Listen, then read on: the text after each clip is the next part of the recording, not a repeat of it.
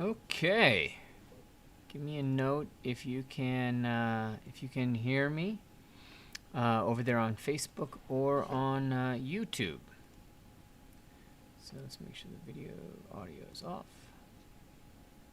Okay, I'm over here on Vertex. I see that. Okay, give me a note. Kill the audio on that one. All right. Can you hear me? Let's switch over and. All right.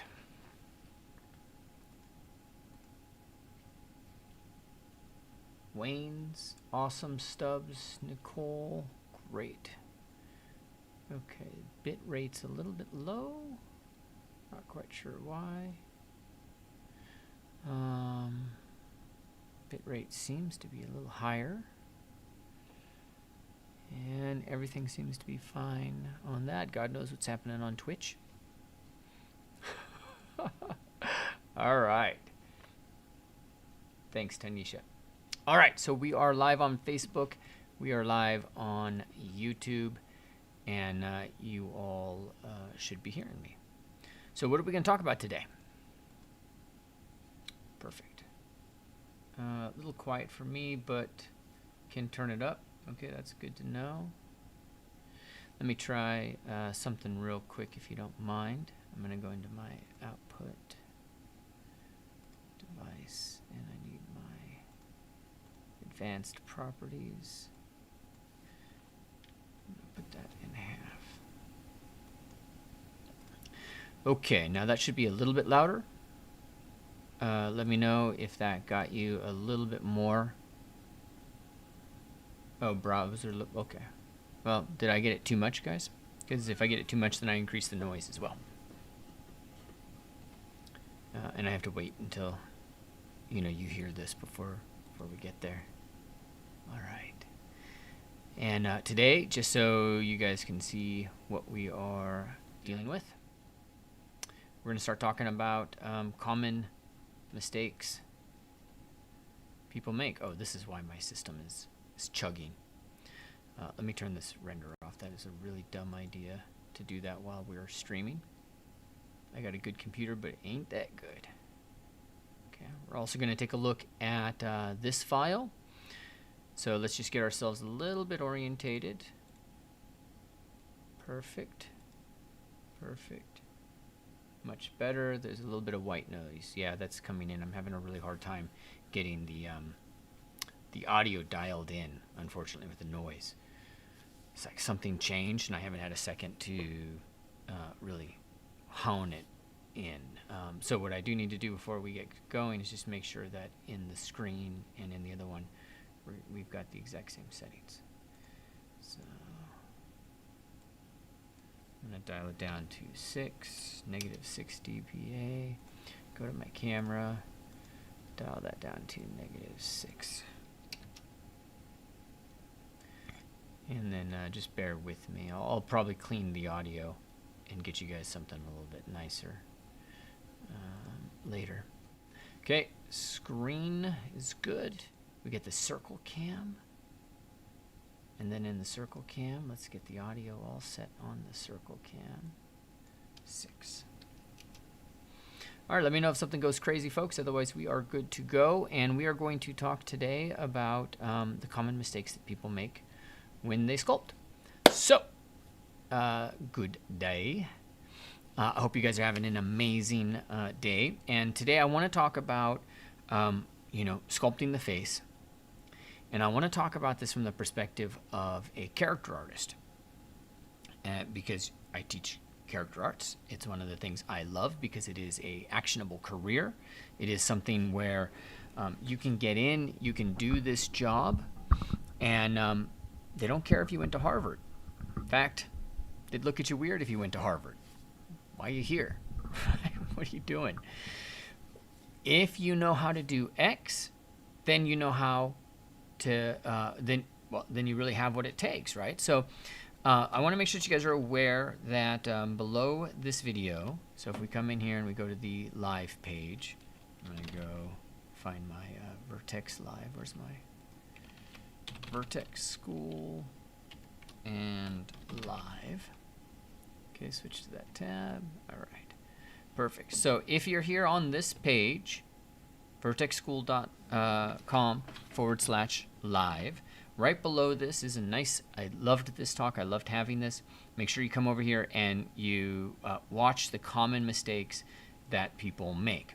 And in this video, I go over what we would call the breadth, the entire journey that you have to go through as a character artist, as well as the depth that you have to journey to achieve that.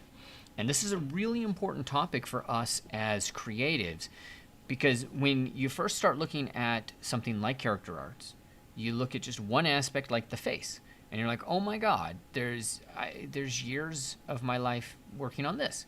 And then you get on Facebook and you're looking at the ZBrush stuff, and some ad might come, or Facebook will throw content from a group to you because they want people to participate in groups. And so you're looking at a group and it'll be like, okay, then this post by them all. And then it's like, boom. Oh my God. There's this amazing face. How do I do that? How am I going to ever achieve that level of quality, right? And it's this perfect likeness. It's crazy. So, when we are talking here, I want to make sure, you guys know that right now, this week is the enrollment week for this really special section of the Character Artist Bootcamp Live. Okay. It ends Friday. Included in it is a whole section on sculpting the face that I love, done by Ivalo Ivanov. I just love saying his name. And so Ivalo has done an amazing job walking through things here. Okay, and then Ivan Lopez has done some work, and then Akeem Duran has done some amazing work, right? And everybody's just, it's this great team. They've pulled together all these videos. And then you've got me and another individual doing these group mentoring lessons. But again, enrollment in this ends on Friday. But we still have to address this question of, what do I need to know in the face? What are the things that I need to kind of master? And what are the common mistakes that people make? So one of the most important things for us to kind of keep in mind is the whole spectrum of character arts, right? And so, right off the bat, do I need to know everything about sculpting the face? Is that entirely what's important? I'm going to look right over here. Okay, perfect. Let's up this. So in the entire spectrum of character arts, is face everything? No, of course not, right? Face is just something one guy, one girl does.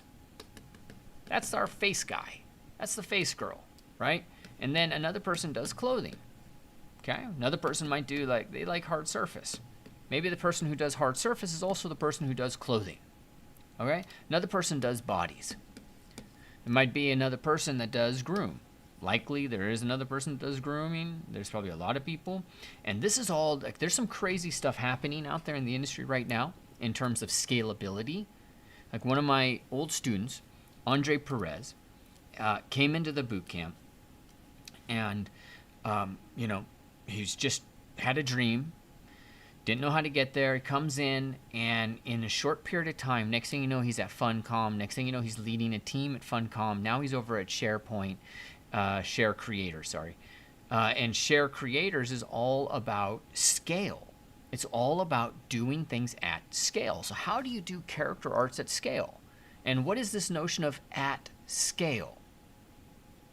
Because one of the first concepts, one of the first things that you guys are doing is confusing the artiste versus at scale.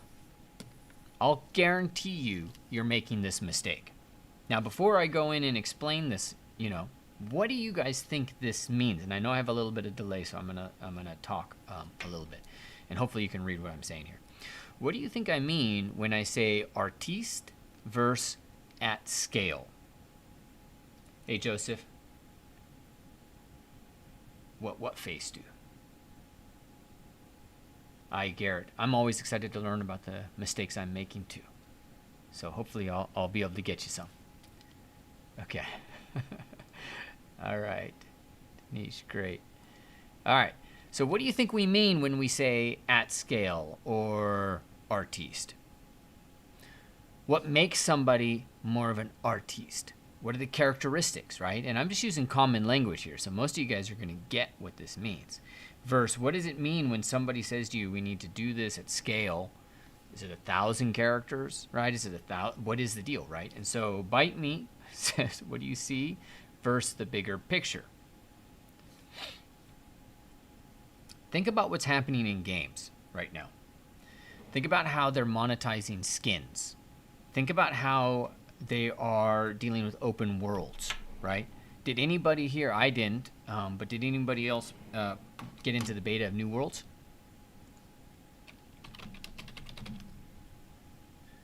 By Amazon? Their new game, the beta. How many characters are in that? How many different faces? How many different hair jobs? How many different items of clothing? How many different things going on in New World, right? How are you doing that? Who's doing that? How many people are doing that?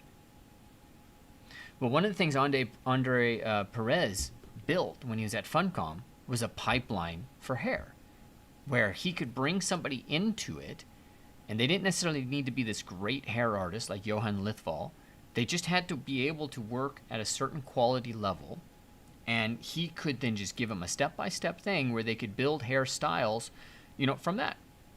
And it's a pretty amazing thing when you come to think about this, is that, hair used to be this insanely complicated thing, and somebody would be getting 6 figures for hair because they were the guy and the company was very dependent on that person. They had to work. Everything had to be like that. That guy was their gem. And that's hard for companies because companies don't like to have like all this talent in one person, because that person can change. They can go somewhere else. They can leave. They can do their own thing. They can pass away, right? There's a million things that can happen. So when a company is working at scale, it means that it has a process to achieve something.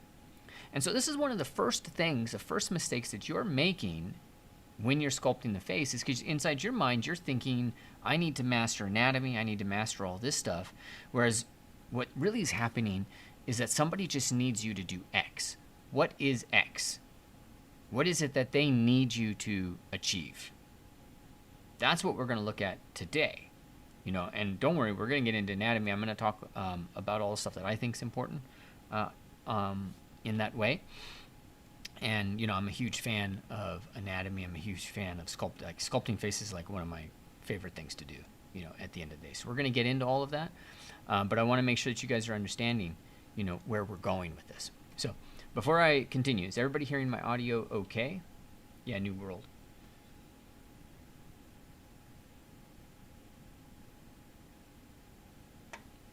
I like that, etherealistic. Gustavo, creating one piece verse for production. Yeah, perfect. All right, great. Okay, let me know if you can hear my audio. Okay, and we're going to jump into this. And I forgot one piece of setup that I need. No, it's over here on K.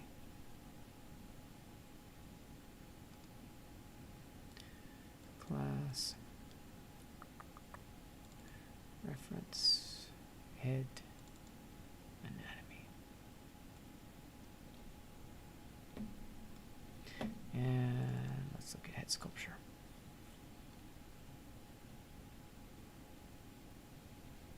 Is that the same thing? Yes, perfect. All right, here's a whole bunch of sculpture photos that I took when I was trying to understand. And I just took them from different degrees, almost like I was doing photogrammetry, so I could start to understand how form changes and how it moves, as you kind of rotate around. Start to understand 3/4, start to understand the side view. This is something that's very valuable. But right off the bat, one of the things that people really mess up a lot is not getting this view locked in and not understanding all of this and these equations. So let's get in here, and I'm going to start with a simple sphere. I'm going to go into polymesh, initialize. I'm going to create let's create like a simple sphere. Super small compared to my anatomy figure. Divide that a few times, and let's make sure symmetry is on. Perfect. All right, so this isn't exactly a sphere. It's a little bit of a cube, but that's going to work quite well for my purposes. Okay, so right off the bat, one of the problems that we have is understanding how we are going to go about the process. And let me make sure that this is showcasing things correctly. Yeah, perfect. I'm right in there. So one of the big problems we have is understanding the difference between anatomy versus artistic anatomy. And this is a bit of a problem, right? Because you can Google anatomy. So if I wanted to know about the skull, I just come over here and I say skull, and I get a whole bunch of images. Everything looks kind of like, you know, I might be on the right track. Some things look better than other things. But, you know, you get all this information. The problem is you don't know what information here is actually relevant. So as I'm going through here right now, tell me, rate for me where you are in your ability to sculpt the face. On a 1 to 5, sorry, 1 to 5, no 3s, where would you put your capacity in sculpting the face? Let me know. Audio's good. Okay, great. Let me know where you think that would be. Okay, where you think you are right now. Now, again, looking at this face, how do I know what's important? Okay, I got a lot of information. So, you know, you take class after class and you look at somebody do something, you're trying to figure all this stuff out, right? You're trying to look and see where this thing's important and that thing's important. And then you go and you look at the books, and it's like you got Bridgeman, you got Bern Hogarth, you got all of these guys, and it just becomes very complicated. So I'll give you, you know, the formula that I have seen work, because, you know, a big part of what I do is focus on training. You guys know I focus on training creatives, but I'm always looking for the thing that really, like, you know, grows people. So I run people through different tracks. I'll run them through this track and another track, and I'll check to see like who grew the fastest and what helped them the most. And one of the big advances that I have seen came about because we started talking about this element right over here with George Bridgeman. And we started to talk about his distribution of the masses of the head. And in this distribution of the masses of the head, it's very fascinating because he includes this simple breakdown, right? So like right here it says the forehead, the square passing through the cranium, you see the square of the forehead. Okay. Then he says the cheekbone region that's flat, you get the flat here, right? And then he talks about the cylindrical form, he talks about the triangular shape and all of that. And that has proved insanely powerful for helping us understand, you know, what it is that we need to do. Okay, but you can also go back and think, okay, what are the primary forms of the head? And if you Google, you know, artistic anatomy head, you'll probably get somebody that is going to explain a sphere and a simple wedge. So you got a sphere and you got a simple wedge. And part of what you have to do as an aspiring creative artist is you start to build this library of these just different ways that people think about things. And you start to collect that, right? And the other part is what we call deep practice. All the mistakes that are in your final image, almost all of them come about because mistakes you made early on. And so as I kind of go through this exercise that I'm going to do with you guys right now,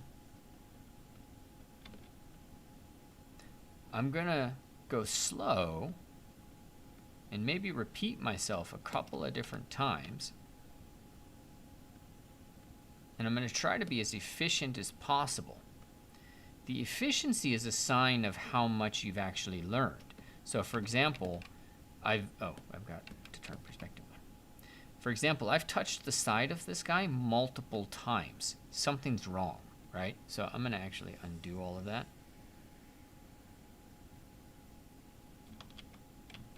There. And I'm going to start over again. So here we go. 48 moves. How many moves does it take for you to create, you know, a relatively realistic face? That's something that we need to evaluate. If it's 48 moves, probably too much. Can you do that in fewer moves? I've touched the back of the head twice. That's not good. I'm now at 22 moves.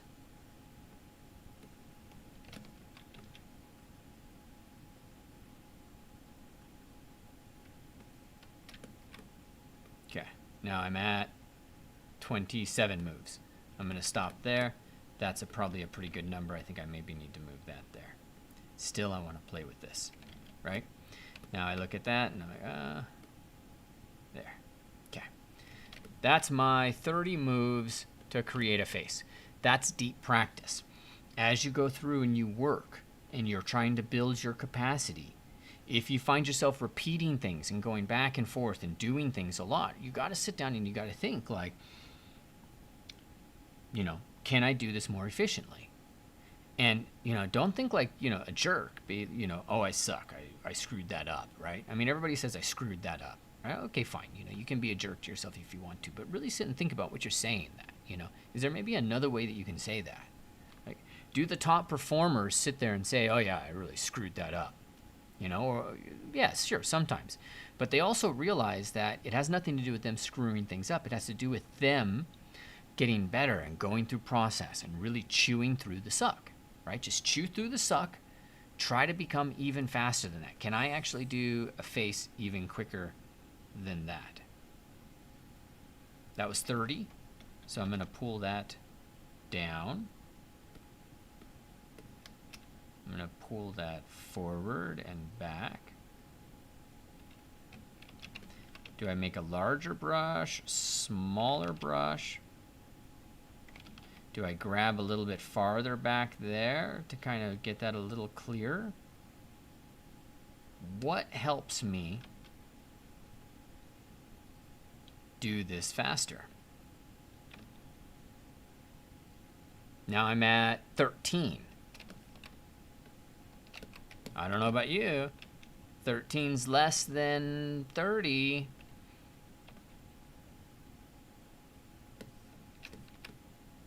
I kind of like where that is. So go through, do these small little tests. You know, this is one of the mistakes that we're making. You power through all of the stuff you got to do. You're just powering through it, and you're like, I'm just going to get it done. I'm going to get it done. I'm going to get it done. And you don't care how you get it done. But a master coach mentor is going to look at that and say, like, how you got it done is as important as what you got done. Because how you do something is how you're going to do the next thing, right? And it's how you're going to do all these other elements. Do it right, or find the right path for you. Spend time on your process. Because, you know, we're not here for you. Here, let me turn touch off. We're not here for you to just be like, you know, showing off, okay? I mean, I could show off. I could sculpt something in 5 minutes and be like, hey, I'm so nice. I'm so good. Okay? But it's got nothing to do with me. That's one of the things I love about my job is, you know, I'm just here to help, right? I'm here to find the path that works for other people, you know, and I do that partly through finding the task and the process that helps me, okay? And one of the things that helped me, deep practice. Focusing on my path, my journey. And it's great. In ZBrush, you just look at the undo slider, right? And you get to see it. It's like, hey, I went from 40 to 30 to 13, maybe 15, 16 to 16. How many more? How fast can I do it? And this is like how in the olden days, they used to say to, they used to have a sculpt, olden days. It was pre-internet. They had a sculpt in clay with 2x4s. So I'm in this, I got clay on the stand, and I got a 2x4 in my hand, and I'm like, you know, whacking this thing, trying to get it to look not like it's been whacked by, with a 2x4. And, how many whacks does it take to get to the center of your sculpture? You're trying to keep it really efficient and simple, okay? And focus on your process and do that in as deep and as methodical and as intentional a way as you can. Really important that you bring that intention to it, okay? And I always have my students, I'm always asking them to stop here, because almost all the problems that you have in your sculpt, they're going to have something to do with this. And if you can't get this right,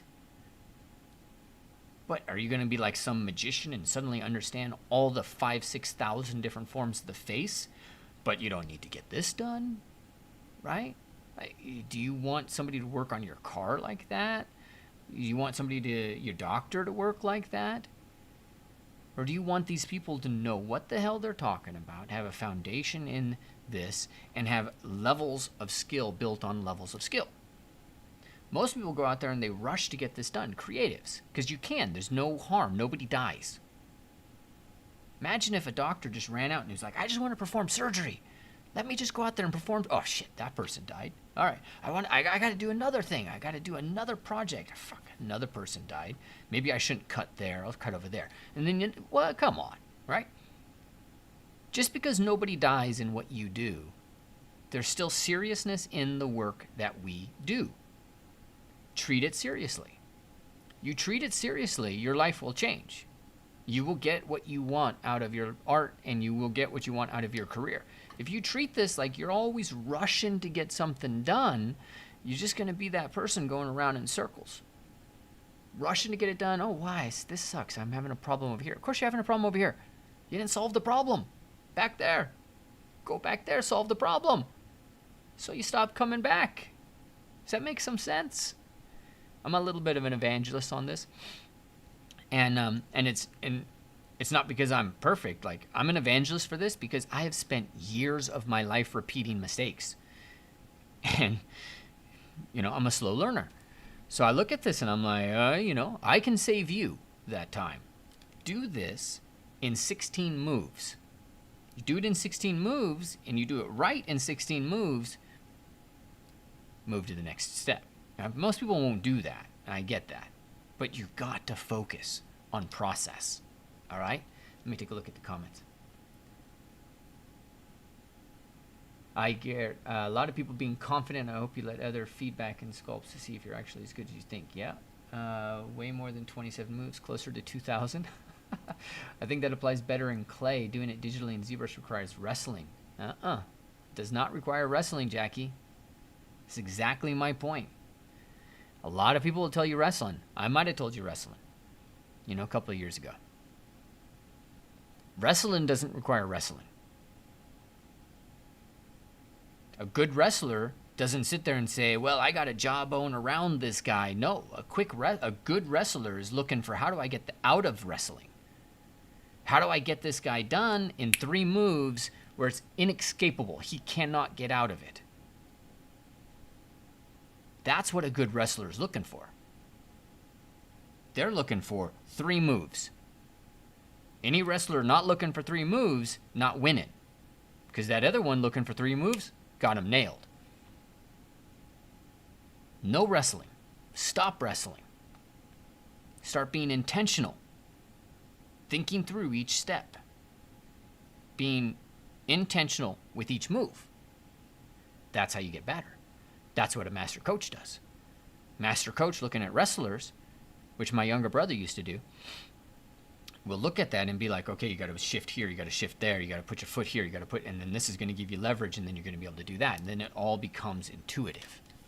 All right, that's my bandwagon. Okay.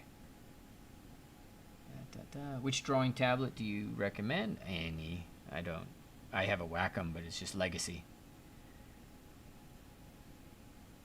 Warwick, I get too into the details? Absolutely. Stubbs has got it down to 21.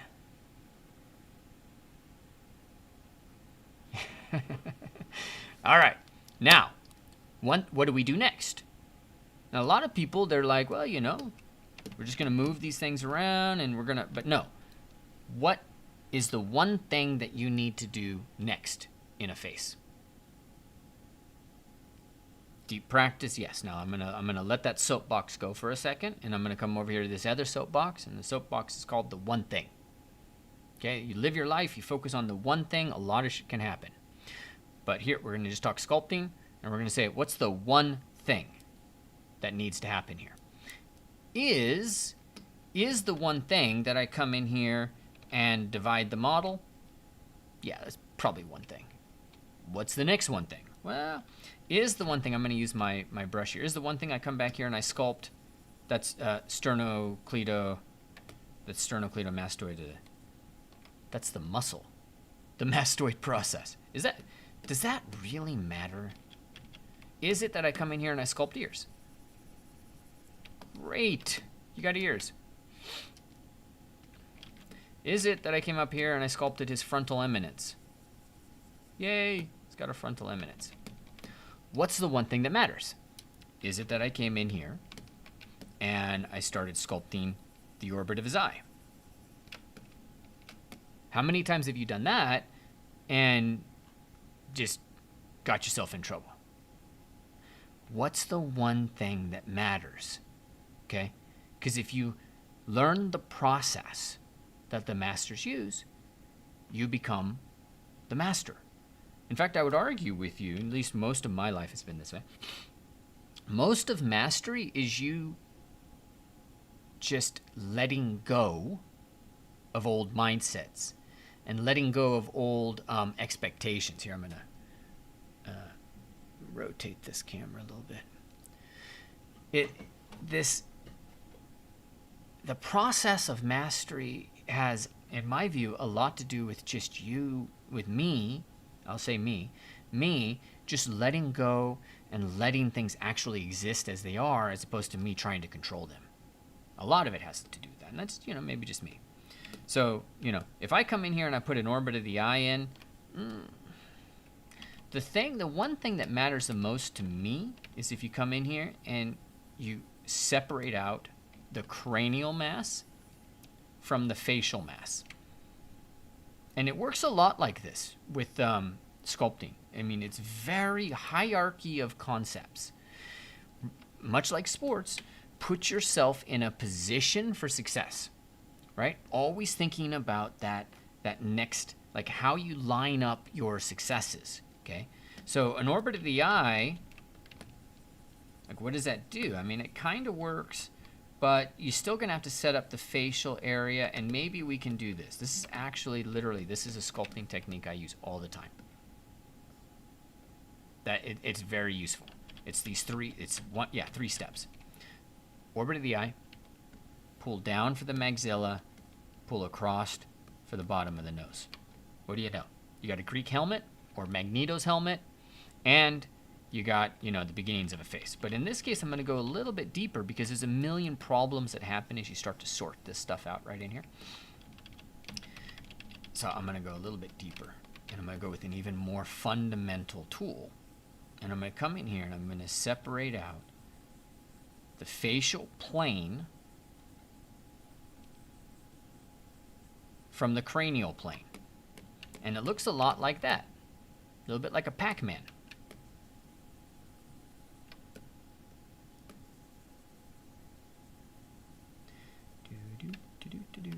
There you go. Step number 1. Okay, now we're going to divide this. And if you want, like maybe what I should do is activate Sculptress. Oh, I can't, because, why can't I? Because of that. Yeah, let's activate Sculptress because my strokes are going to be more like, you know, serious. So I'm going to come in here. I'm going to get that a little bit even cleaner. And maybe I would count my strokes here, but since I'm doing this live with you guys, like you don't want to watch me counting my strokes and getting more efficient at every step. So I'm not going to do that. I'm just going to kind of keep it as quasi-efficient as I can. All right, so here, this is the front of the face. It's the cranial versus the facial. What are we really indicating here?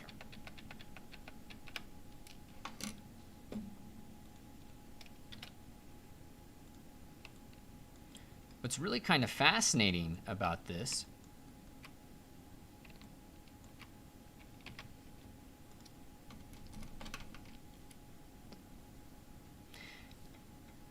cranial, creating the facial plane. This is the ideal. And this facial plane is going to move kind of along the cheek. It's going to move down along the zygomatic. It's going to move along the depressor anguli down to the chin. It's going to move up the brow, around across the brow, and all of this form kind of exists. So this facial plane that we're indicating in here, this actually exists in the human body. We have to do some adjustments to make this work, and that's okay. We're going to do that. But this is concept numero uno for me, right? Numero dos. So the first one,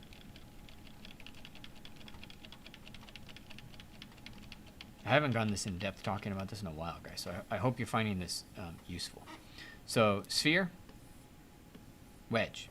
First concept, you find that everywhere. Everybody talks about that. Okay.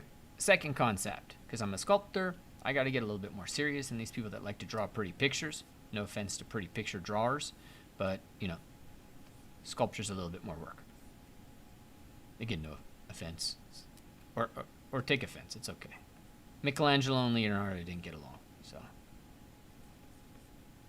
we can have some beef. I'm okay with some beef. My wife taught me how to have conflict and stay married. There you go. That's my second concept. Taught me how to have lots of conflict. Okay. Now, once I have that basic concept in there, now what I'm going to do is I'm going to come in here and I'm going to introduce myself and you to the next phase of this, which is, and let me get the screen showing so I make sure we are seeing everything. Great. And is to the George Bridgeman workflow. So we've got the basic setup here. Now we need to go in and we need to get the 5, 6, 7 different parts of the face. We need to get the cranial, the cheek, the muzzle or the maxilla, the jaw. We also have to get the cranium section back in here. So that's actually the forehead versus the cranial. We'll get into all of that. So now I'm going to go step by step and I'm going to build each one of these, right? And I'm probably not going to really even do the eyes for a while. Okay, so I'm going to kind of build a cheek. Just build that up a little bit and be like, all right, so that cheek, maybe that goes back in space, but let's just build the flat of the cheek right there. And that goes back in space. Okay, I'm going to build the jaw. And I'm going to get that kind of triangular shape of the jaw that's there. And in order to get the jaw, I got to kind of sculpt the back side of the jaw a little bit, and I'll kind of square this out a little bit. Just because that's me, I like to have a little bit more form. Okay. Isn't the forehead a box? So look at all this fancy stuff I did.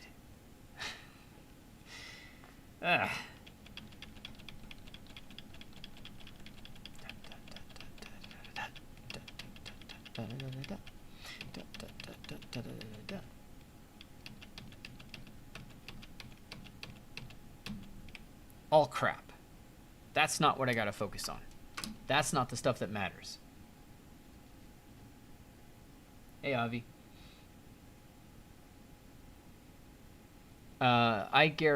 When I start a face, all of the stuff that you're seeing right here actually happens incredibly fast. So it's different. It takes work to kind of break out the process a little bit. But I do start along these lines. Van Damme's going to get finished soon, actually. Oh, you meant the head. I have to find him. Okay. Now, was this nice and useful, or was this like just a pretty stroke? This is a pretty damn stroke. This is the next stroke that needs to be made. I need to create the box of the forehead. And the box of the forehead, like that. This is how Bridgeman did it, right? I'm getting told my kids are somewhere. Oh, and they're coming up. You'll see them here in a little bit. I can hear them. They're right behind me. Do we see them? Not yet. Do you see the box? Are you in a meeting, Dad? No, I'm not in a meeting. Do you have something private you want to tell me that everybody can hear? You're in a meeting. I am in a meeting. You're actually almost on camera. Can they hear you right now? Yes, they hear me. Pop on down. I'll see you in a bit. Daddy, can we do check time? Yes. iPad? Yes. They get everything that their mom says not to have when I'm in the webinars. Daddy, remember you have to take the blame. I'll take the blame, son.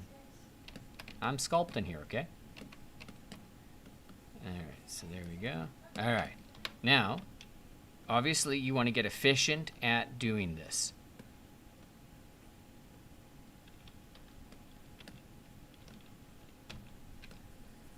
But this, now it's like, oh, that actually kind of, like, that works, right? That was more important than me doing all those cheeks and, you know, the jaw. Getting that forehead in there was quite powerful. And then understanding how the forehead breaks and how it comes down like this and how it sits here. And, you know, notice that I've got it separated right there. And then it comes into the cranial area here as well, right? So cranial area is round. And then you're getting this box, and then we've got this kind of undefined area right in here, which if we want to, you know, we can go in and define that a little bit and just get some clarity and say on that box, I'm like, I really want to just push that box in. And there's some tools that do this better inside of ZBrush, like Trim Adaptive. But I'm not really all that, like, anal about this. Maybe I should be. You know, maybe that'll help somebody.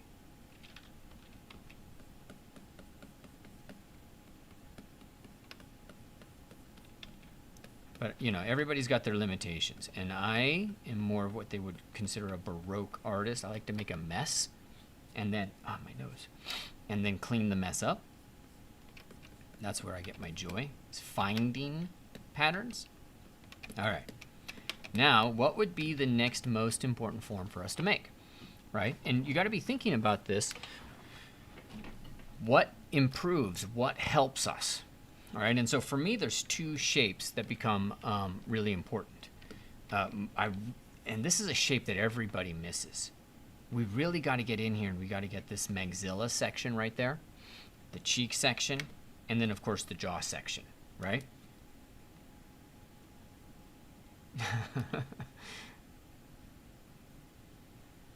Comics legend. I don't know when the Ecorche tutorial is going to be available. Do you want to see something? Oh, I can't load Discord. Loading Discord while I'm doing this is like asking for trouble. So, what do I do next? Well, I'm going to focus on the cheeks, and I have my own tools and ways of doing this. It don't always make, you know, they wouldn't necessarily make sense unless you saw me do them. So, you saw me, one of the first things I did is I pulled a line up here.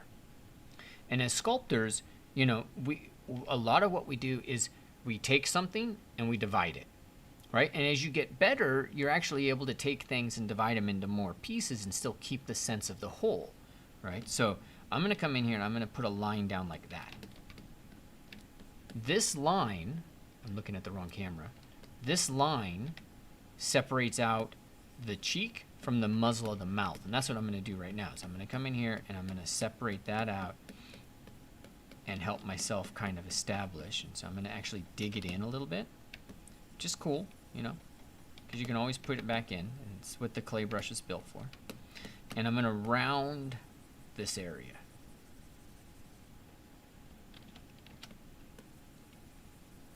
And I'm going to pull this up a little bit too. This is the maxilla. This is the cylindrical column of the face that Bridgeman's talking about. This. It's one of the least understood parts of the face is that cylindrical column. It's built around the maxilla. Don't save.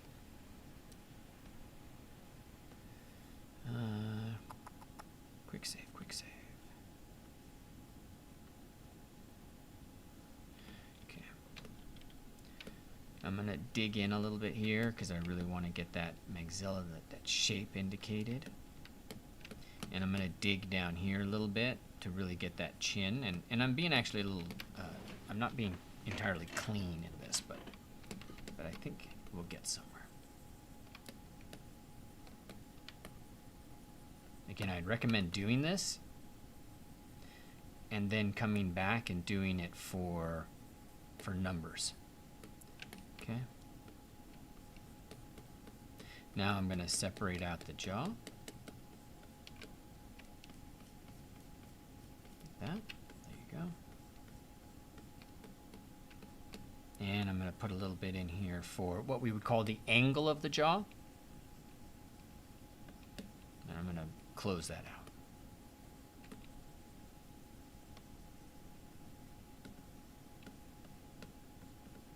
So that'll work.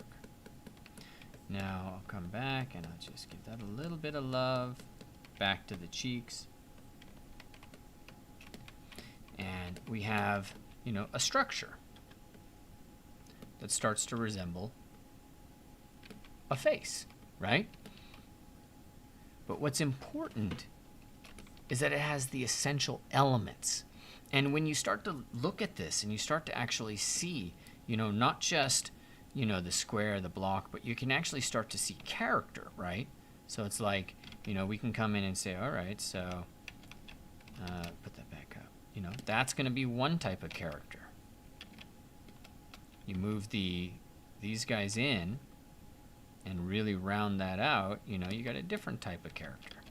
Right? But obviously here we're going to do somebody that's a little bit brutish, a little bit thicker, which anytime you work from George Bridgeman, that's kind of what happens. You know, he's just so massive.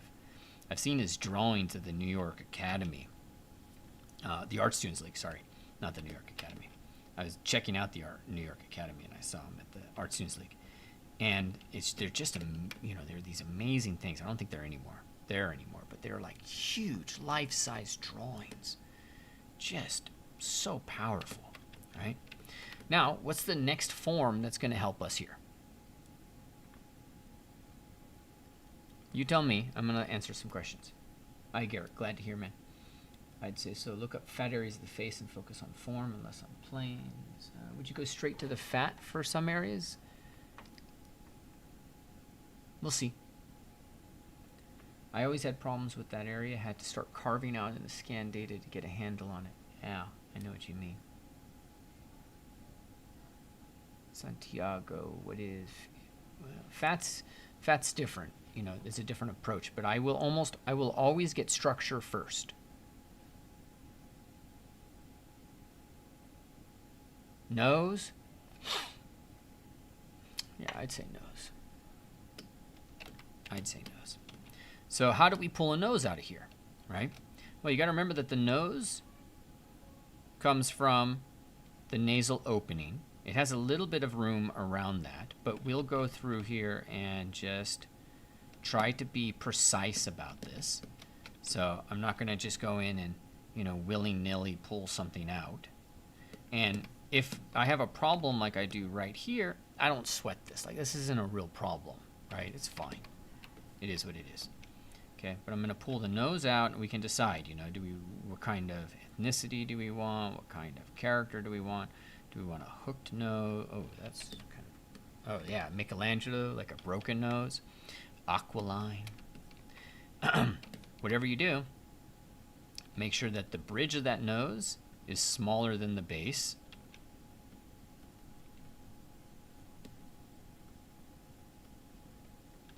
There you go. Okay, then clear your mask. And I like to widen the base. Okay. And I'll pull the bottom up a tiny bit. Okay, now this is of course a bit of a tragedy, so I'm just going to press shift, and because I'm using Sculptress, I'm just going to, you know, oh, don't want to do that, not that much. Da, da, da.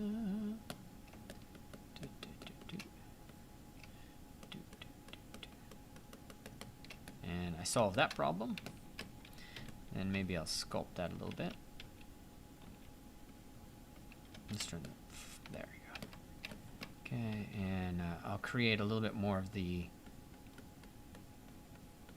in Greek and old school literature. They saw this as, you know, you got a column, and then at the top of the column you got the capital. So they always saw this as the capital. There's the procerus, which runs right here. It's a muscle. So it always kind of rounds this out into a little bit of a fine peak. And you can really see it in me. Here, I'll go in I got to switch to the camera. I'll try to look straight on, and you see, you know, so a certain kind of highlight there. If I do that, you'll actually see like it pulls tight. That's the procerus. And on me, it's like super obvious.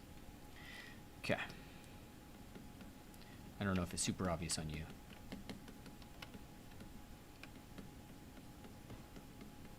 Okay. All right. That's me being precious. Now, what's the next thing I do on that nose? Because basically the nose is the very first feature that we have sculpted. I don't know how I feel about that, but, you know, I'm okay for now.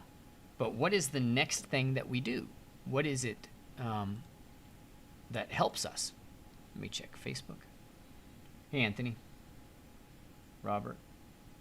Anthony, 17 minutes ago, I'm looking at your face. I don't know if that's a good thing or a bad thing. Robert. Thank you, sir. Okay. I'm going to actually pause my video.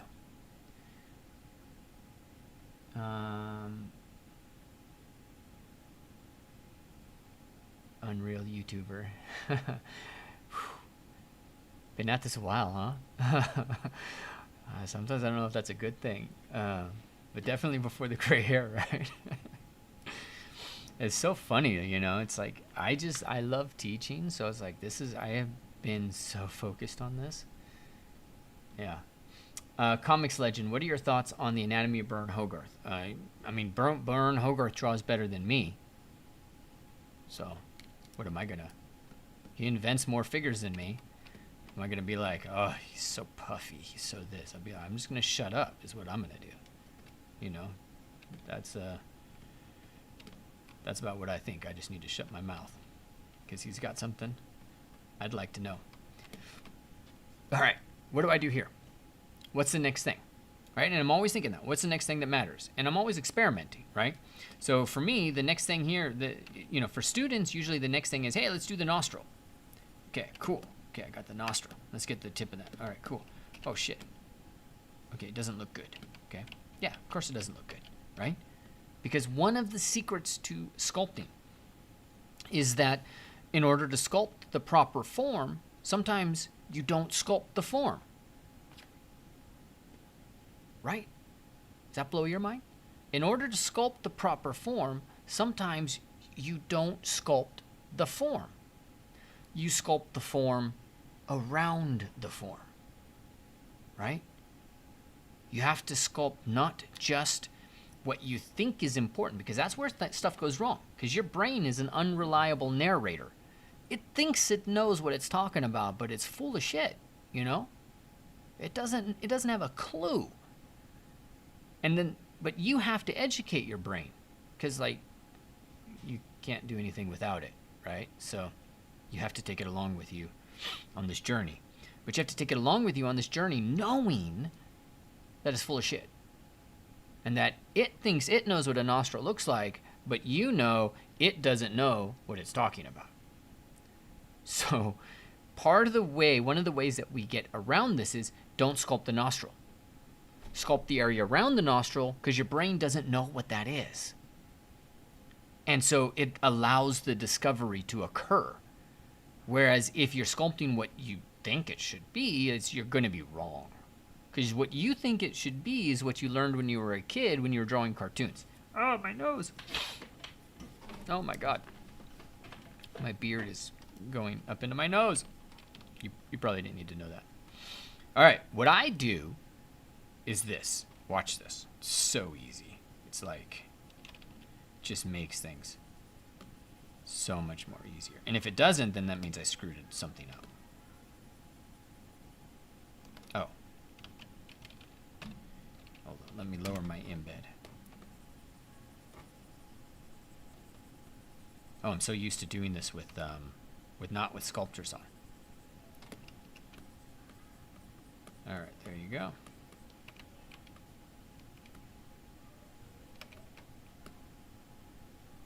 Yeah, it's a very different experience doing this. Okay, and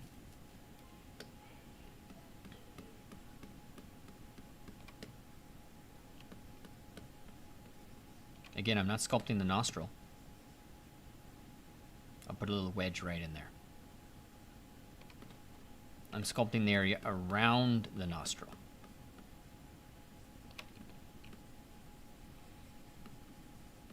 And this area has a name, like, you know, somebody named it, right? Usually a plastic surgeon. This is called the I totally forgot.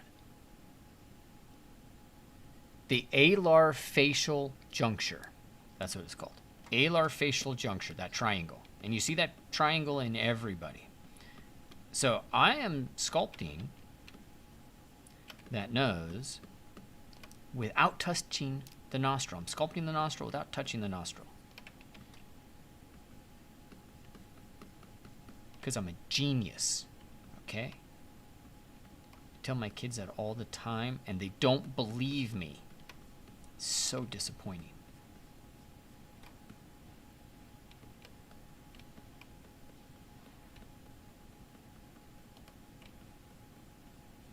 I try to tell them I was once handsome before they came into the picture. Then they don't believe me. Do you see how that works?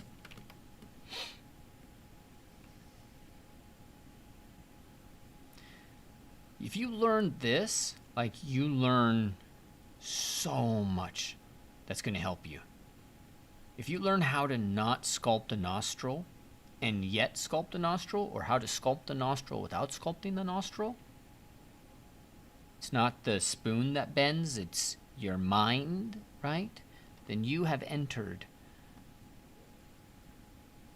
Is it the red pill or the blue pill? I can never remember. Okay?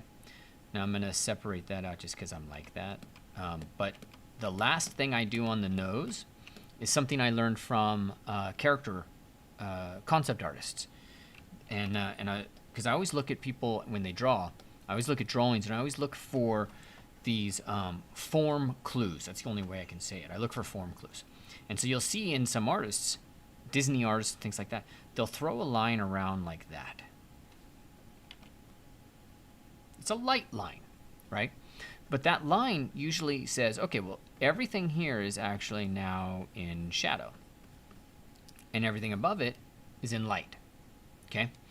And so that line, I steal it. Like, I'm a professional thief when it comes to how artists work, right? So I'll come and I'll just say, okay, I'm going to just put a line like that. There you go. That's my line. And then I'll trim that line a little bit. And I haven't even gotten into anatomy of the nose. You know, I mean, I've certainly put it in and whatnot. But there. And doesn't that nose just look like, oh, it just looks better, you know? And so let's go to the nose before.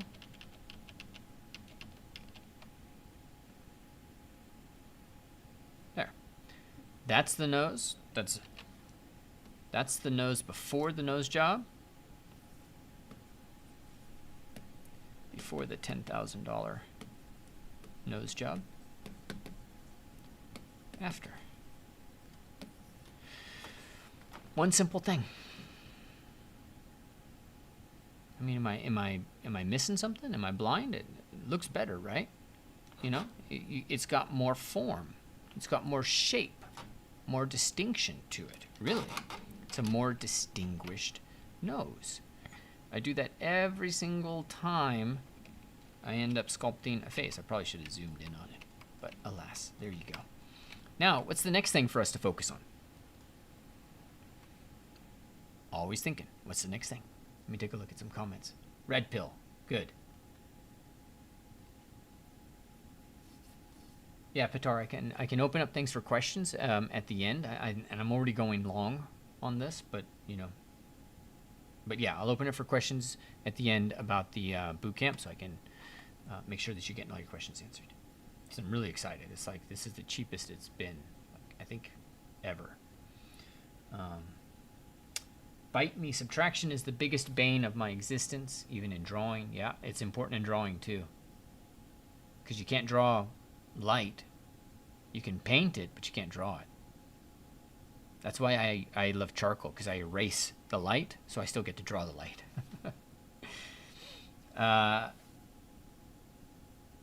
Yes, Joshua, awesome. Yeah, it might have been a Moana. No, it was before Moana that I actually saw that. But I know all Disney, like all characters, simple, stylized, they all use that in the nose. Contours. Couldn't form lines be called contours? They could. I mean, really, it's our language. And, like, if you look at what plastic surgeons do, I mean, just use the word you want. Whatever. They're all making this shit up, right? I mean, we should all know that now with the internet. It's like, you used to go somewhere and learn something and be like, you really know your stuff. Now we're just like, do you really know this? Like, it's questionable. This brush you can get at, if you Google Ryan Kingsline Gumroad, you'll get it. I'm sorry, I don't make it very apparent where it is. I just got out of the whole like ZBrush business, so I just never put that back up. But I probably will, because what's coming up in a month, guys? All right, Zachary. Yes, the eyes, but if we want to sculpt something, do we sculpt it? Totally remember. I remember all the time that face triangle. I was so pissed off. Freaking triangle of contention, man. I remember clearly the joy of discovery. Like it was yesterday. I was in my LA loft. We had 5,000 square feet. You know, we had a roof that was basically plywood. It's not good for my child to grow up in. We had 8 space heaters all on different outlets because they would just continually blow the fuses in this 100-year-old like warehouse. It's horrible, but yet awesome. So anyways, yes, I remember that moment like it was yesterday. All right, so now, do we sculpt the eye? No, you don't sculpt the eye. You sculpt the area around the eye. If I was to sculpt an eye, I'd screw it up. Because what's an eye in most of our language? An eye is something like, okay, so let's go in and put an eyelid in there.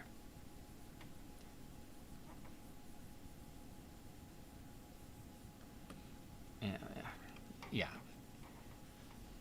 I've tried for so long not to suck that I'll probably like unconsciously try to make this work, you know, but like, yeah, let's try to, yes, okay.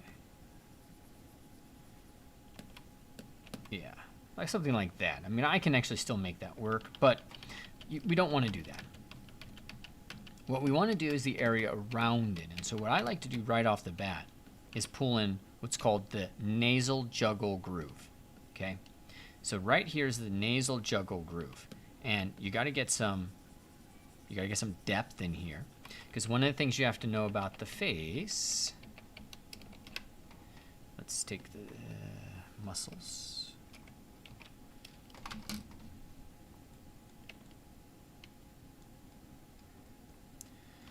The eye does not sit. So if you got the orbit of the eye here, the eye doesn't sit in the middle of that. It sits up, protected. Okay? And that's important. You know, so what we need to do when we're looking at this is get some sense of how this form moves in here.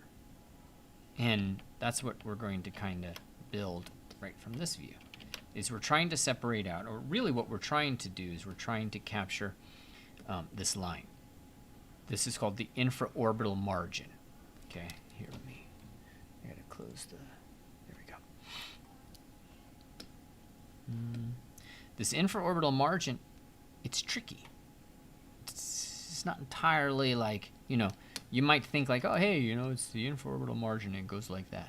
There you go. That's the supraorbital, that's the infraorbital, and, yeah, that's what I used to think. It's not. Nothing in the human body is straight up. It's insane. Come in here, it does that. Why? I know, but it does that. Come up here, go into this area. What does this do? Doesn't go straight down. It goes and digs right into the eye. Why? I don't know, but it does. Like both of those damn things curl inside and add to the form right in there. When you know that, you're not going to just say make the orbit of the eye like that. Now you got to find a way to get the orbit of the eye to kind of dig in. That's what becomes important. So I'm going to actually kind of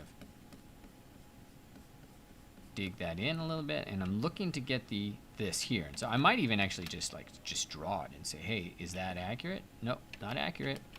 So this whole area now needs to go and get dug in. And I'm not opposed to using the move brush.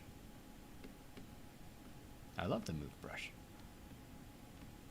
Now, infraorbital margin. We're getting there, right? Yay! We got something moving in. Okay. Now, you got to make sure that you look at the infraorbital margin from below as well, and you need to make sure that you got a 1 curve and a 2 curve. Got to have that, right? That's just like, you know, this is from studying anatomy, and so there we go. We got our 1 and our 2. Okay. Now, I'm going to just kind of complete this. And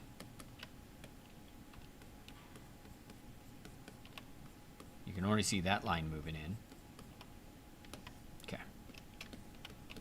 You can already start to see, at least I can already start to see the eye developing.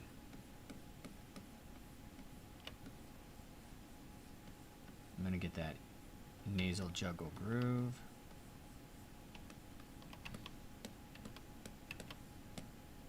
Okay, that's not working.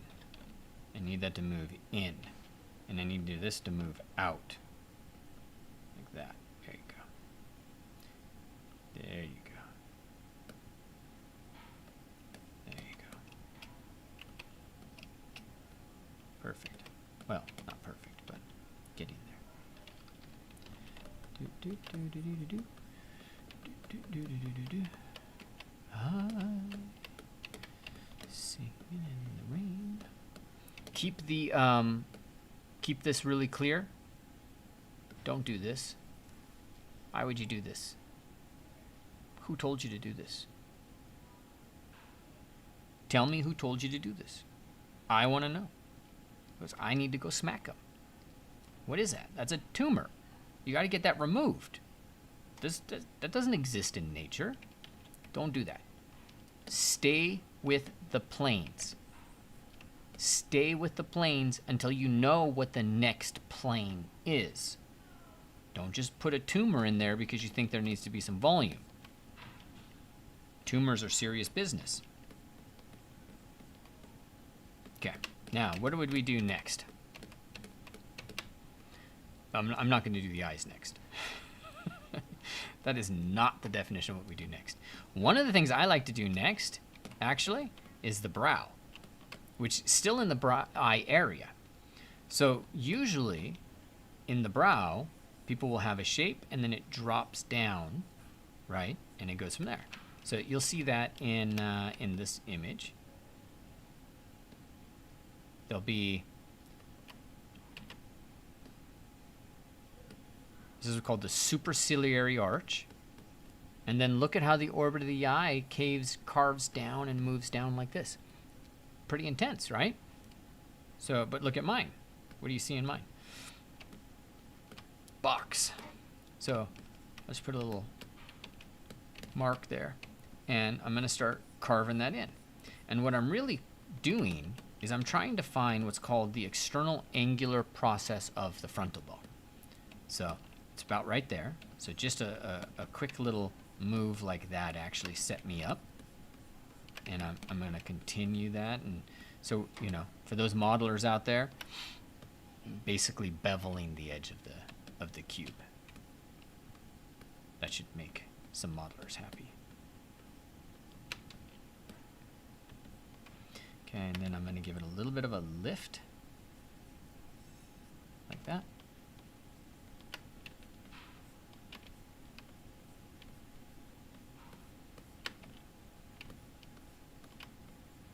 It has this kind of like little, depends on the person, but it has this kind of like little hook that shows up right there, especially on a guy.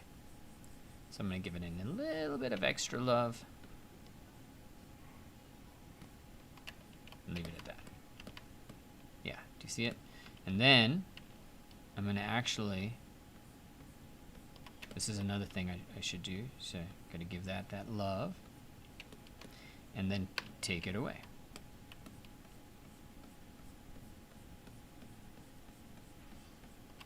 And then come in with the temporal line. Yeah, that'll work. Okay, super simple. Now, we have started, you know, a lot of forms. We've done a lot of good here. But one of the next things that we really got to do is we got to figure out this jaw, got to figure out this mouth, right? So I'm going to come in here, and I'm going to focus on the muzzle of the mouth. No. And so I'm going to use my ball stylus. Again, this is my brush. I mean, I put brushes in ZBrush too. Clay tubes was something I had the benefit of building after Ofer told me what to do. So he told me how to build it. So it's a version of clay buildup that's just softer. Because clay buildup as it is, like, it's just like, boom, you know, super hardcore. And I'm a subtler sculptor than I used to be, so I just had to build something else. All right, so I'm going to add a little bit of form in here. Most people should know what this is. I'm adding the muzzle of the mouth and all of that. And I'm looking at that silhouette.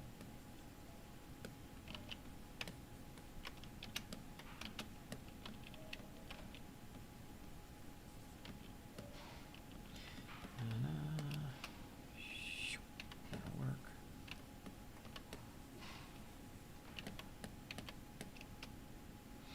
It's quite sloped. I'm going to add some more love down here and a bit more in the chin.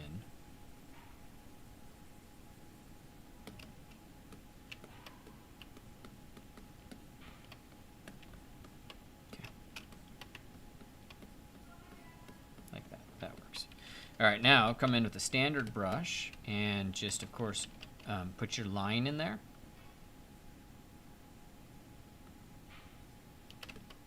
And every time I make lips, I make them look like Dr. Doom here.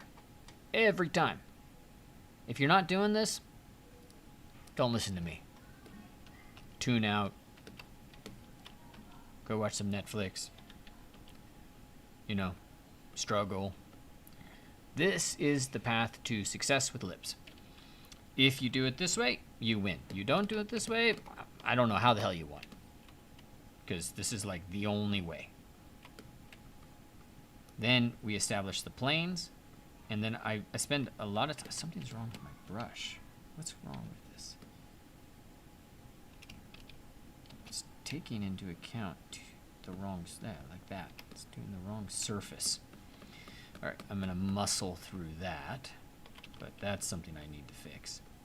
I'm gonna make sure that I create, you know, proper columns for the lower part of the mouth. This is actually still orbicularis oris. It's still mouth muscle.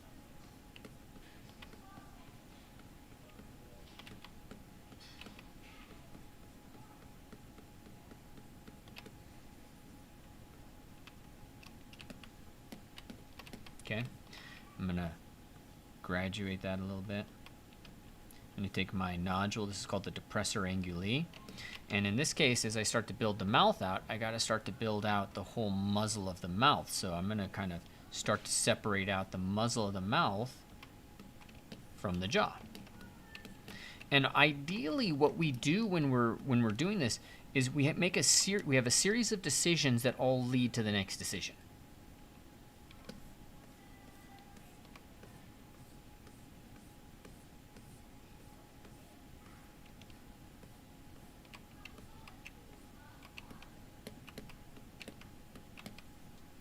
It's already working, right?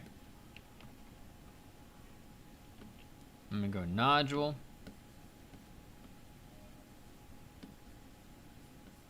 I'm going to emphasize that nodule a tiny bit. We're going to do something fun there in the corner in just a second. But before we do that, notice how here I established dominance. Upper lip is on top, lower lip was inside. And I did that with the marionette line. The marionette line separated, right? Remember early on I said good sculptors, what you do, your life is all about separating form. The better you get, you're separating smaller and smaller forms. So if you're ever sitting there looking at your sculpture and you're like, I don't know what to do, well, that just means that you don't know what other forms are there. So you got to go read Wikipedia. You got to go read Grey's Anatomy. You got to go look at the books, and you got to sit there and figure out, like, what are the things that I'm not seeing? There's something there. I'm just not seeing it, right? All right, let's take a look. Unreal YouTuber. I've been on a Cintiq for a really long time. I haven't touched a tablet, so you know, I know I can, you know, I do it, but I'm a fan of my Cintiq. Noob. Awesome. Okay. All right. So now the next thing that I got to do is I'm going to put a line in here. Remember, a lot of what I did, like here, I put a line. There, I put a line. Here, I put a line. Learn how to use these lines. They will save your life one day. I'm going to put a line in here, and this is going to separate out a bunch of muscle fibers that do this and a bunch of forms. So this actually becomes a larger form, and then this lip moves in. You'll see it actually, it works like magic. That's the kind of magic I like.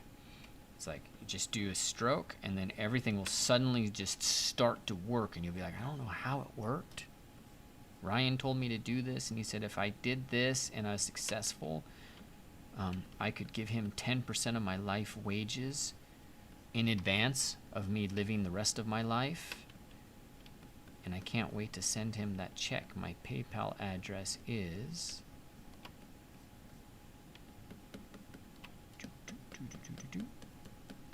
Did it almost work, my hypnosis technique? I was saying it so low, it started to filter into the subconscious. There you go. Doesn't that look like a stronger upper lip?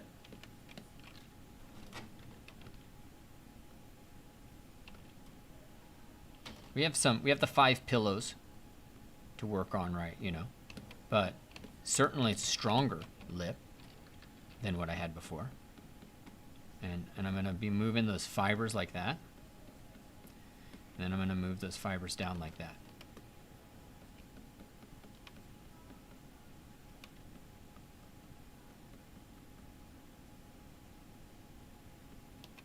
Okay, now there's another trick that I'm going to do here. Anybody send me money? No. All right.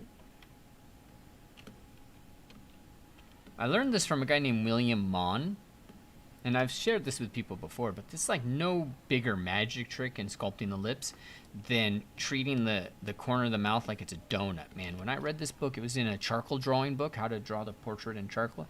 When I saw this and I did it, I was just like, I mean, everything changed. So watch this, right? If all your form is relatively intact and you know you're not doing too much with your embed, I'm going to just actually radiate strokes out. And it's actually a little bit different right now with Sculptress for some reason, but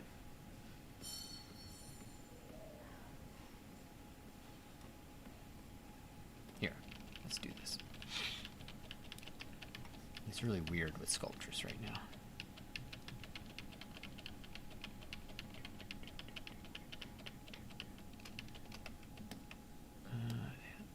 I'm going to turn sculptures off.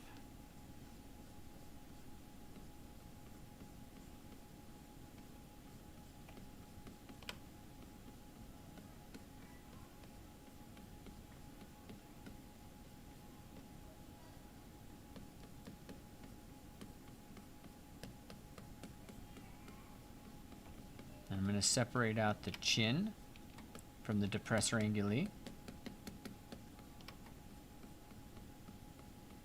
And I'm just going to blend those forms together.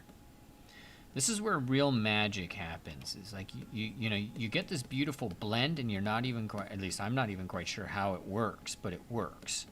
That's good. Those work. So now I can just come in and I can focus on the 5 pillows. 1 and 2. 3, 4, and 5.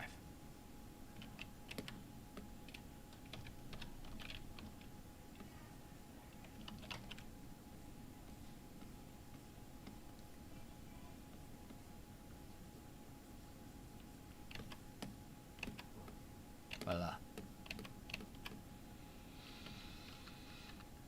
A central element of my teaching, I've said it, mastery is not magic, it's process. And I have seen time after time after time students just go through this process and have magical results that I know have nothing to do with magic, because I don't believe in magical talent. I don't believe in any of that stuff. I just believe in process, right? Like, some people stumble upon proper process younger and they don't have all these preconceptions that they bring to it. And, you know, it just works out for them. They're not more talented. They just got less baggage, maybe, you know. But whatever. You do these steps, magic happens, but it's not magic, you know. Any technology sufficiently advanced will appear like magic. Arthur C. Clarke. I'm going to put the masseter in there.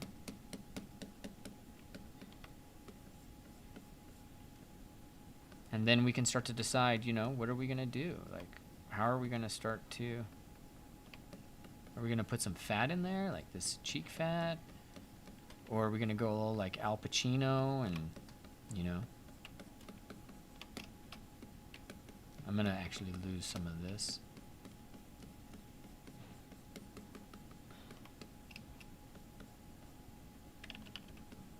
And I'm going to extend the muzzle of the mouth, and I'm going to extend the masseter. And I don't resolve this cheek area, which you can't see in my beard. I don't resolve this cheek area. What I do is I move these edges together, and that's enough.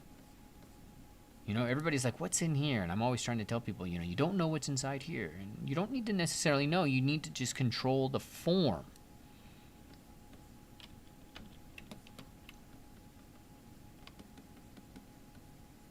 All right, now I'm just softening some lines that I don't like.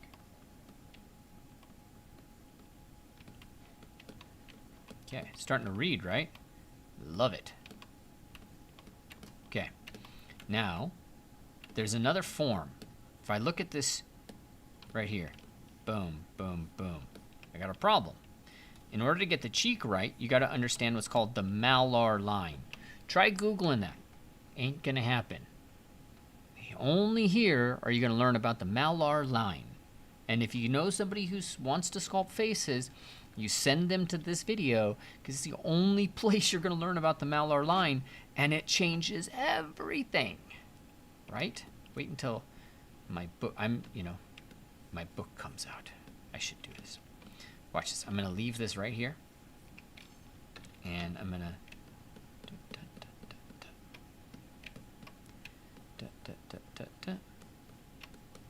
blend that a little bit.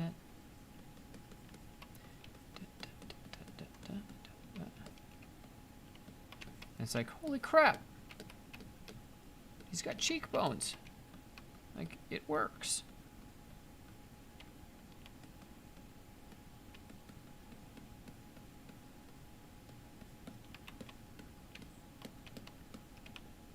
Here he had, you know, these kind of rough and tumble structural kind of components. You take that malar line, trim that baby back. You are in some good shape. Ready to go. Okay. Now, the next thing for us is, if we're going to sculpt, probably put an eyeball in here, but I'm crushed for time, and so I'm going to do a trick. I'm going to kind of cheat, because when you sculpt, you know, like say for example, let's look at the one of the sculpture references. Where is it? Here. I used to live in the Czech Republic. I think I lived there for a year. It was like wild. Loved it. But one of the things I loved the most was the Slavic sculptors. And a lot of the sculpture didn't survive. And a lot of these artists certainly didn't survive. And the artists who did survive just became tainted with Nazism and you know, all of that stuff, because some of those were the only jobs that were out there. And on top of that, figurative sculpture largely disappeared after World War II, largely because of the propaganda efforts of those countries, and abstract expressionism became like the dominant form here in America, because figurative and realism was like, this was base. This was not, you know, civilized. This is, you know, people, you know, listening to propaganda. And you see this sculpture, this is in the Czech Republic. Like, not realistic, but he's still got all the elements in here. And if you look at those eyes, it's deep set eyes. I mean, you see it, I feel it. But, like, did he actually sculpt all of this stuff? Did he sculpt the caruncula and all these? And look at how he's exaggerated the form. I mean, look at that. Man. I would love to go back and sculpt with all of these individuals and then come back to my time and not suffer through the privation that they did. It's just amazing to me, this work. So I am going to do a trick, I think. Let's see if I get lucky. I'm not going to sculpt the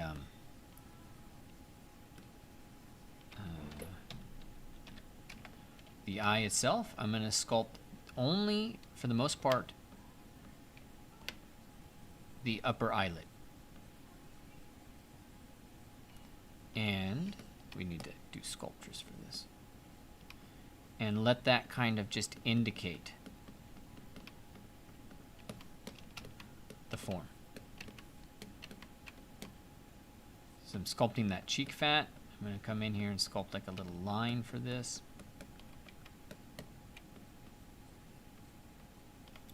Simplify that a little bit. And look at how that works. Do you guys see how that works? Like, kind of works. How much do you actually need to put in, you know? And then, of course, you can come in here and you can start to flesh out that question a little bit of how much does somebody actually need to put in.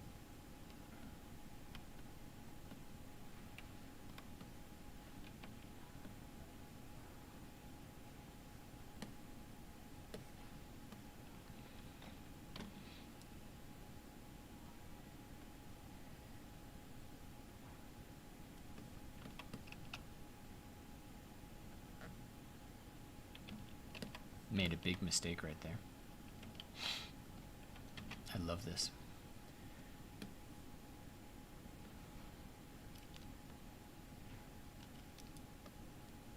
Ta-da!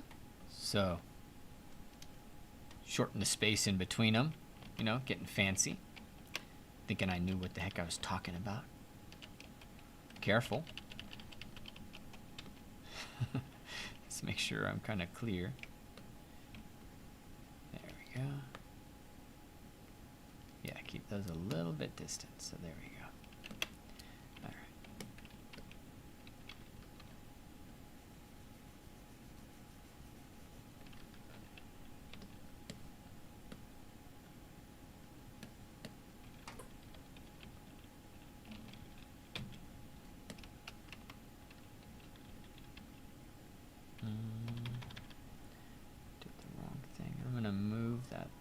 tuck it up underneath the eye. It's another problem that I always find myself getting into.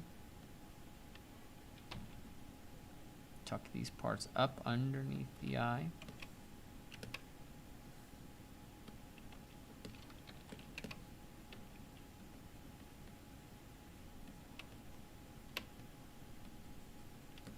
One of my favorite sculptors. In fact, some of the sculptures I'm actually working on here myself are heavily influenced by him. But you can see Christopher, where? Nope. Where is that page?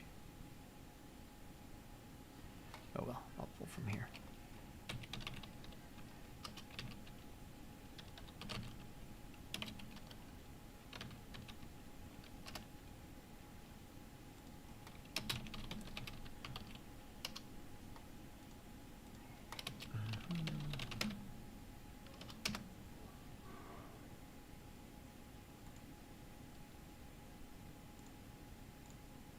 Wrong one, Chris.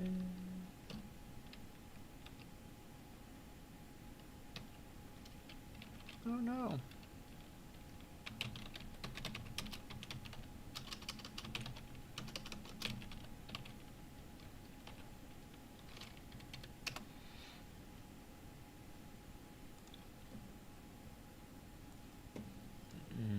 Look at these. Beautiful. What do you actually need to put into your sculpts? Let's close all these down.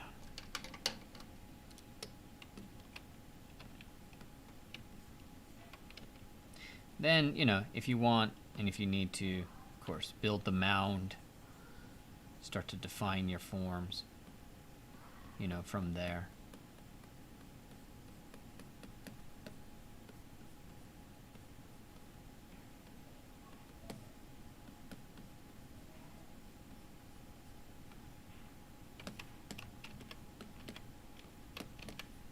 See how it all works. I'm going to leave it right at that though.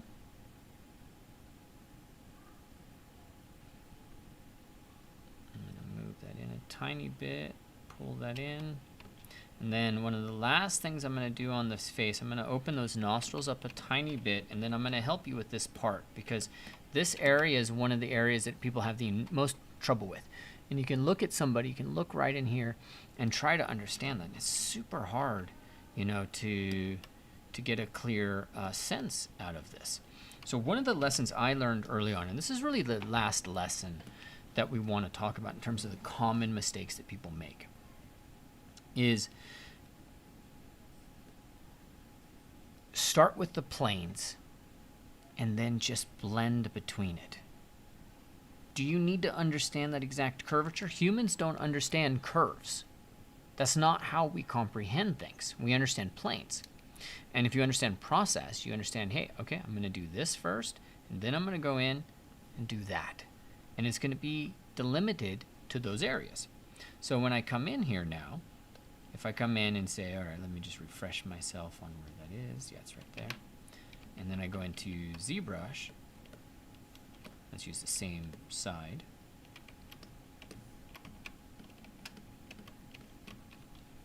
Here.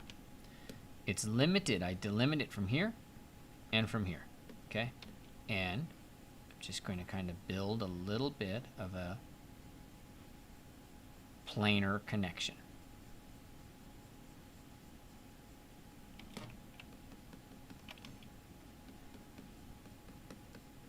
And then just slightly blend those in.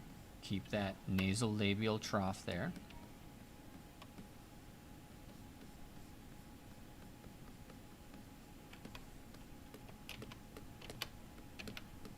And you got to work it. But there you go. Now I'll get some cheek fat.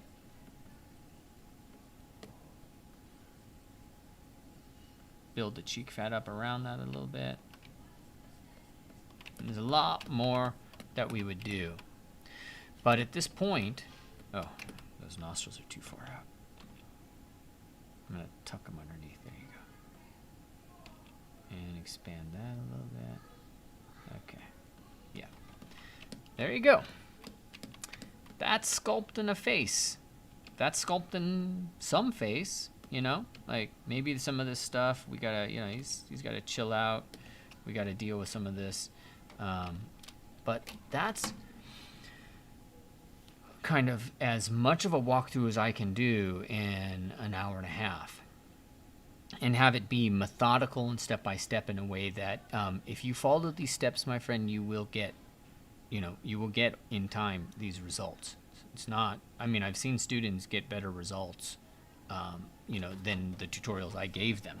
And, you know, it just takes that time and it takes that dedication to the process. And I remember always there's this interview I had with Andre Wallen, his concept artist, keyframe concept artist. And it was back when I was interested in concept art.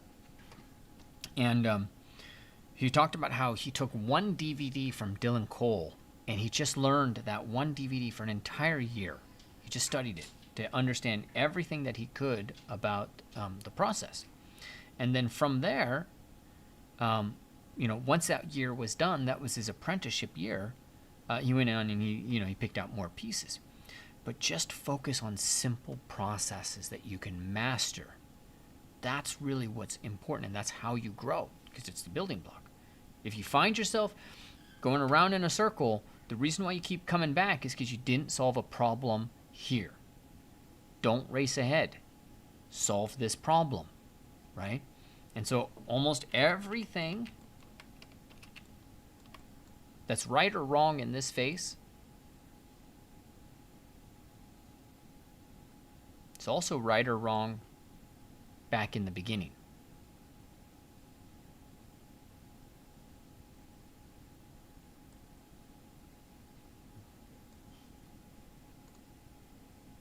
Did I lose some history?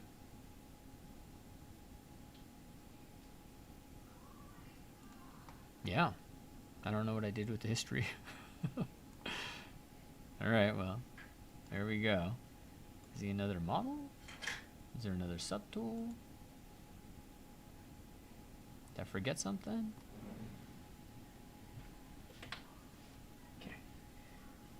Well, anyways, there you go. All right, so now let's talk questions that you got for me in terms of the Character Artist Bootcamp that's coming up. Now remember, let me show you here. If you go over to Vertex School, you go over here into Live. This is where we are today. Right above this page, you can actually click on this and say open that up. You can go to the previous talk, and below that, you can go to Enroll in the Character Artist Bootcamp. You can also go into Workshops, and you can scroll down, and it's right here as well. So the Character Artist Bootcamp's right in there. Let's take a quick look at this, and then I'm going to open this up for questions for you guys, as well as questions on anatomy. So if you've got questions about anatomy or anything like that, then in the face, let me know. But before we get too far, on a 1 to 5, no 3s, how do you feel about sculpting the face now? Leave that in a comment and let me know. And I would love to know one thing that you really learned or felt really helped you today, because that helps me know what you guys connect with. So just leave that in a comment to do today as well, and I'll take a look here in the comments. Chad, how are you? This will replay again, Chad. I like to do this process. Just wondering if there's a way if I can see it later. Yeah, it'll be here. And Anthony can draw light. This is good. This is a positive skill.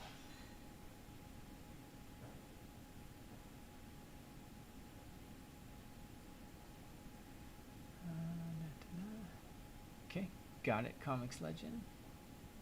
Warwick, glad you learned a lot. Godfather of Character Art. I like the title. What book was the one with the second drawings you checked? Second drawings. I don't know what the second drawings were. I'm so sorry. If you're talking about this is Gottfried Balmus. I'm sorry. It's not Gottfried Balmus. This is George Bridgeman. And I don't know what the second book was, because I should have only looked at Bridgeman. I mean, obviously, you know, I pull from a lot. And I source a lot. But, you know, there you go.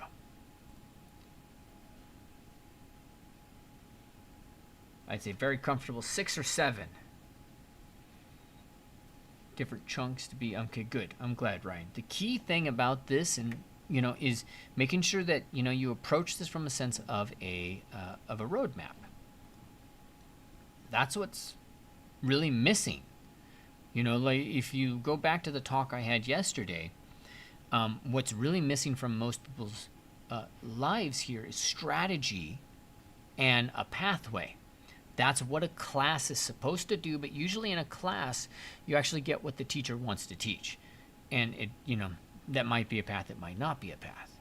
Like if you wanted to be a character artist today, I'll tell you straight, there's a ton of great classes out there, there's a ton of amazing artists out there, but there are artists out there teaching you how to do do faces with pores from scratch, and that's an amazing skill to learn once you're a character artist. It's not something you need to learn to get that first job, because you got to think about how much time. Always be balancing, you know, the time to job and the time to learn. And if you're independently wealthy, sure, by all means, you know, learn. If I was independently wealthy, I'd just be learning. I love it, right? And just playing. But you have to remember, and this is one of the reasons why I built Vertex, is there's a cost to every year that you're not in the job market doing the work you love, right? That's why we built the program, is so that we could shorten that. And in one of the emails I sent to tell you guys about this event, we talked about one of the students that's at Blizzard, went through about a $6,000-$7,000 program, got a job at Blizzard after 2-3 years. That's a hell of a trade-off, right? Didn't go to a $50,000 college, you know, none of that stuff. You know, went to this program, paid this amount, put the work in, focused on it, looked at the roadmap, struggled, you know, and then got this amazing level up in life. That's what, you know, is a really big part of my life, is trying to figure out, you know, because I was that poor person. I was that guy who didn't have a lot of money. I mean, you know, you don't have a lot of money when you're working on an assembly line, you know, at a furniture factory.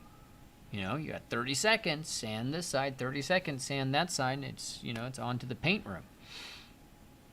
It's hard, okay? I get it. But what is important is the work, and making sure that you're doing the work that matters, not the work that's cool but doesn't matter, so that you change your life sooner rather than being involved in this, you know, job that you hate, you know, this dead-end job. That's not helping you. It's sucking the life out of you. You know, how long can you actually stand that? That's tough, you know, and it's hard on the soul, just sitting there being like, you know, am I meant for this? Of course you're freaking meant for this. Of course. If you want it, take it. Do the work, right? What did Conan say? What are the virtues in life?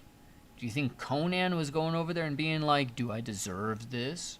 Stop thinking about, do I deserve this? Do the work that matters. Right?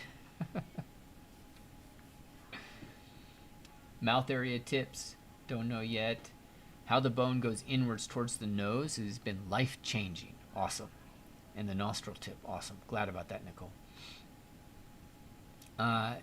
Etherealistic. Kind of personal question to a lot of us. Your sculpting is really fantastic, but you say you wish you would have spent a lot more time sculpting over the past 10 years. Is there a particular goal? You know, I am at my happiest when I'm sculpting. But I'm like a lot of you guys. I have different things that I want to do in life, you know. And one of the things I want to do in life is have a successful school with a whole staff that is changing people's life. So it's not just about me sculpting. So I always have like my selfish with my, my other goals. And so that's all I mean by that is I would just love to be sculpting, and sculpting. It's just a happy place, right? So I get it. But I also know that sculpting, in order for you to make a living at the sculpting level, there's a whole bunch of other things you got to do to get there too. Don't forget Marvelous Designer. Don't forget all these other things. You got to get those done so that you can actually, you can be that person, that lead character artist that's sculpting, and everybody else is doing the, the other stuff that you don't like. You can define your career, right? So, hope that makes sense. Do the work. Warwick's been in those jobs. Nicole can relate. Awesome. Bite Me is comfortable with the skull and the base layers, however the fat distro. When you understand, the way I sculpt fat is the way I sculpted the jaw to this. You sculpt the elements and you sculpt them into each other. So you just have to know the fat pads that matter. And that is some work. I could show it to you, but I got dinners coming, and it's not a fast thing. It takes like about 20-30 minutes. Hey, Daniel.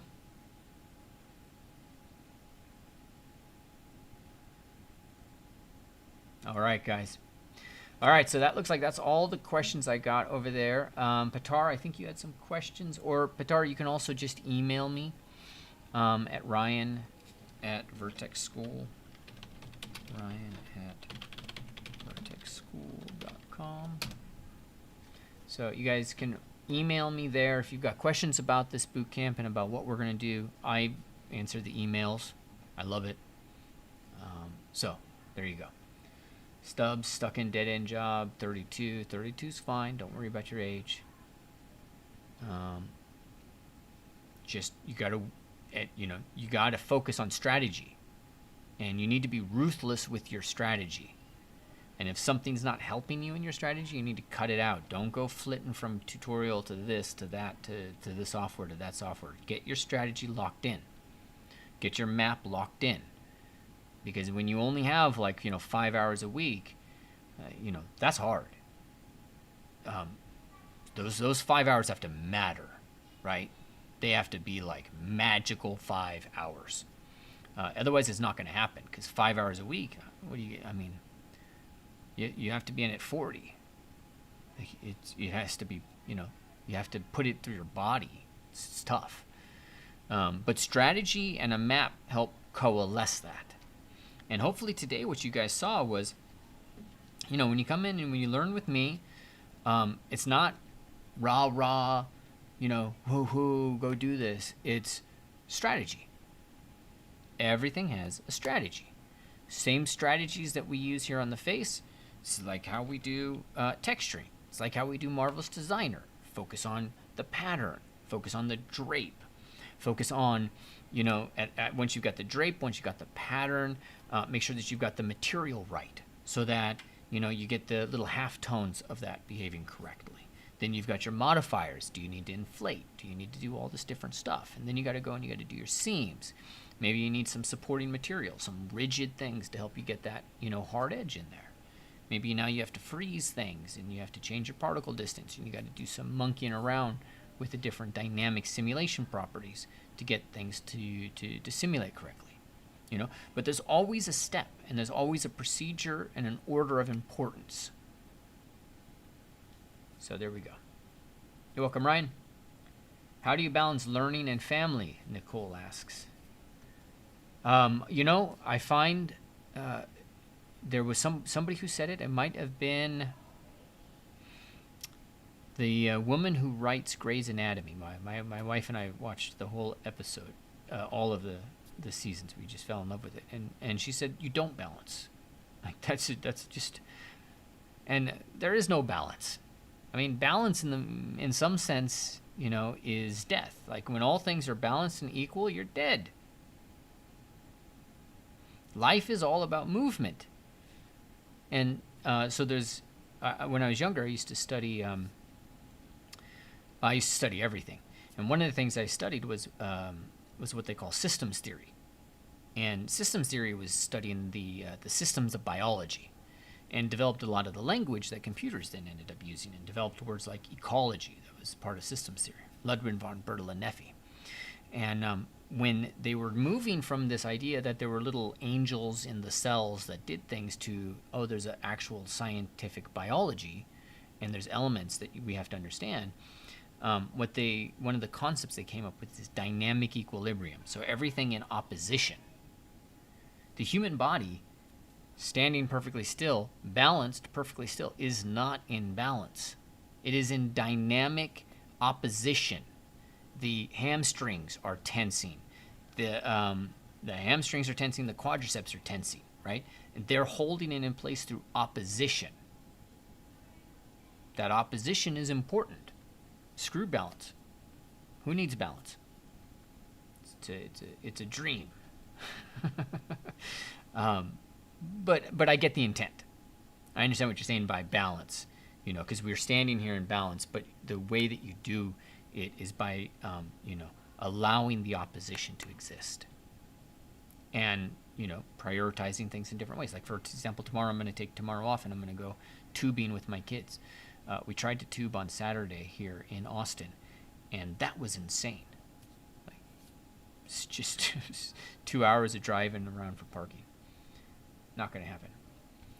Not a good time had by all. So, I look forward to seeing you guys in the Character Artist Bootcamp. We're going to have one more conversation before I close this down and get working with the people that are here. We're going to talk on Thursday about realistic skin. And we're going to a little bit of Arnold. This is what you can kind of see here. And let's see if we go 6. Kind of see it here. But you can really see it if we go. Now, this sculpt, by the way, I need to tell you guys, because I haven't really announced it yet, because I want to announce him with everybody, when I get a whole presentation for the digital avatar. But this is Abdurrahman, who sculpted this, and he taught blend shapes here. Just an amazing sculptor. I was an art director on this project, so it was like a real treat for me to just kind of work with somebody else who is an amazing sculptor and can help me kind of execute the vision on this. So it's not my sculpt. And the process that he used here is I'm really excited to share with you guys inside of this bootcamp too. Because again, there's a lot of gurus out there, there's a lot of people out there that teach you like, all these really hardcore ways to do stuff. But it's not what you do in the job. That's not the way they do it. Let's check this out. That's 100%.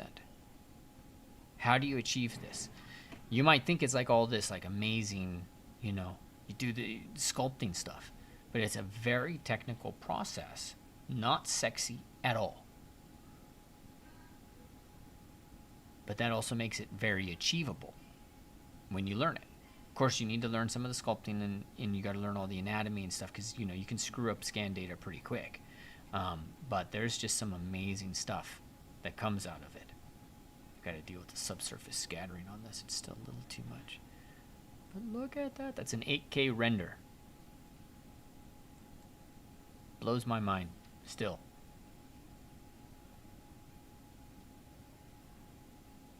All right, team. Make sure you head over. Let's get that page up. Vertex School Live will get you there. It'll get you to this page. It'll get you here. However you get there, I really want to be working with you guys to help level you guys up, everybody who gets in there. And I'll see ya. All right. Have a great night. Let me check Facebook.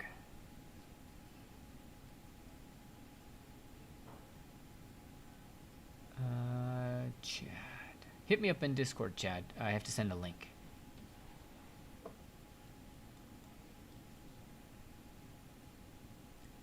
Zachary. You discovered my unconscious bias.